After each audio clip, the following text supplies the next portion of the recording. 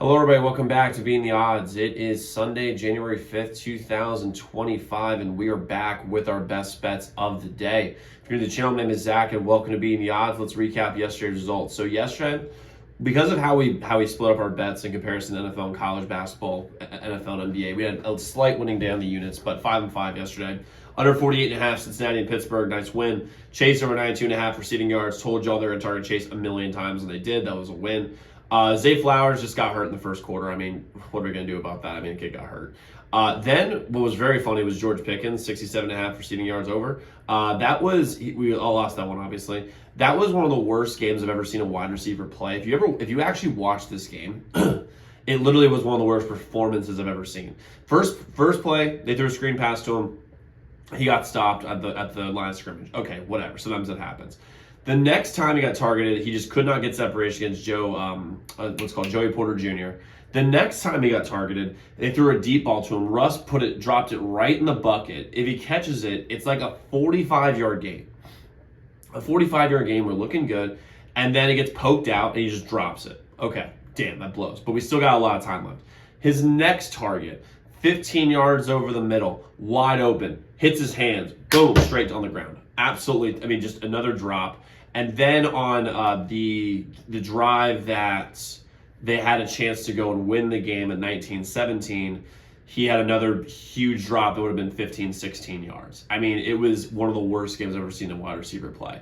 And for all the antics he does, you can't have games like that. I mean, like, if you're gonna be a diva, be Terrell Owens. You can't be a guy who gets caught for 1 catch, 0 yards, 4 drops. I mean, it's really bad. But it is what it is. The Steelers are going to lose in the first. Actually, you don't even know, because if the Steelers are somehow the 5 seed and they go against the Texans, that's going to be two teams that are just backing into the playoffs. I don't know how that's going to go, but it is what it is. So that's my line L. 3-0 in college basketball, though. Love to see it. Texas A&M minus 6.5 win. Alabama minus 11.5 win. Kentucky minus 3.5. Love to see it. Over 6.5. Vegas and Buffalo over 5.5. Calgary, Nashville kind of fell flat. But we have a big slate today. Big slate today. 4 plays in the NFL today on the channel. I also have an NBA play and an NHL play today. But if you're new to the channel and you haven't already, hit that subscribe button, like this video, the notification bell so you never miss a pick. Post these best bet videos every single day. We're going after 15,000 subs. So I'm excited to have y'all here. Thank you for clicking on my face. Let's have a great day today and let's go win some money. So first play I'm rolling with today. We're going to start on the NFL. I'm going with the Seahawks minus 6.5 versus the Rams. The Rams are on all their backups, obviously, which, by the way, makes absolutely no sense. If I were them, I'd want the 3 seed, if it were me. But I'm not Sean McVay. But is what it is. And he's always done this. I mean, he values health over seeding, which I kind of get, especially if things line up and you get the Vikings again, which you've already beaten, or the Lions, whose defense is reeling. I get where he's coming from there. The Seahawks have no advantage also of losing this game, because if they lose, they're still drafting 16th or 17th or something like that. So there's no benefit of them lose and you get a better draft pick. It's no, you're going to have basically the same draft pick one way or the other. Plus you have a new regime with McDonald and they want to finish the season strong. Also, when you look at the Seahawks team, the advantage, the thing they are best at is their passing offense, and the Rams starting secondary is bottom 10 in the league. They're 22nd in the league, and they allow 223 pass yards per game. Absolutely terrible. They allowed 283 the last game too. And they're going to be playing their backups, so it's going to be worse for them. New regime, finished season strong. I like the Seahawks here minus 6.5. Plus, for what it's worth, the sharp money's all over the Seahawks. So give me Seahawks minus 6.5 versus the Rams. Next, I'm going with the over 44.5. Jacksonville and Indianapolis. This is a game where you got to just hold your nose and bet. I'm a little sick right now, as y'all can probably tell how I'm talking, but the sharp money is on the over, weirdly enough.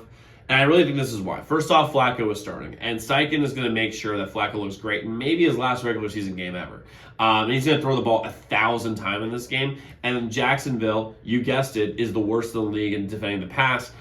They have 257 yards against their average is 257 passing yards against a game, which is, for an NFL defense, remarkable how bad that is. I mean, that is really saying something, especially when teams are usually up on them. They're still letting up almost 260 yards a game, which is just unbelievable. The game's also in a dome, so we don't have to worry about any weather at Indy, which is great.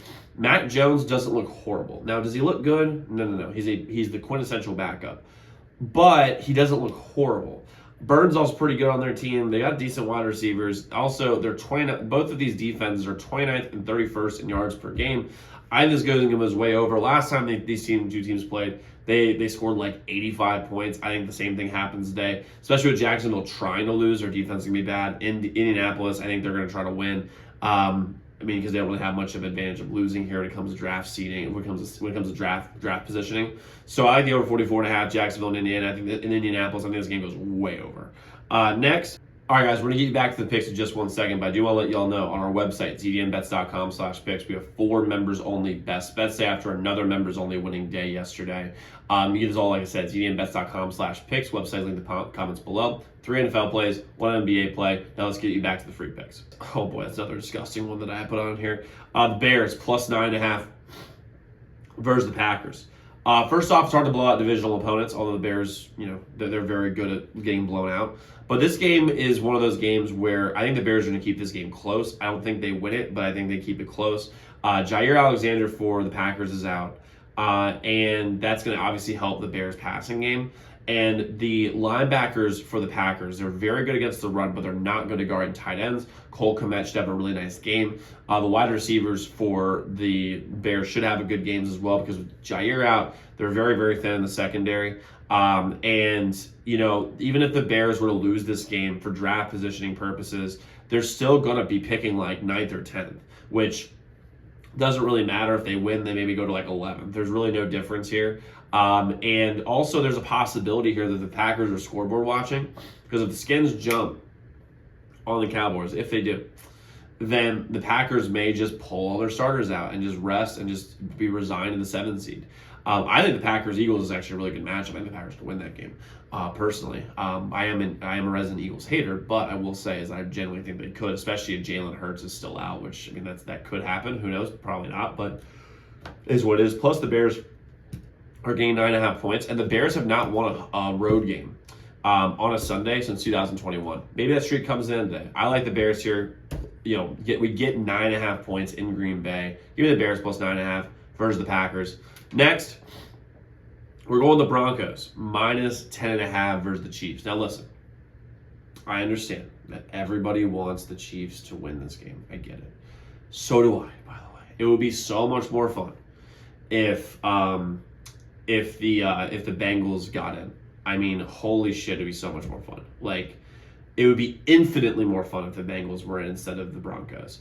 But then again, I would much rather have the Broncos in than the Dolphins, because the Dolphins are just they're not good. What's going to happen is the Dolphins are going to play the Bills, and the Bills are going to win by 100.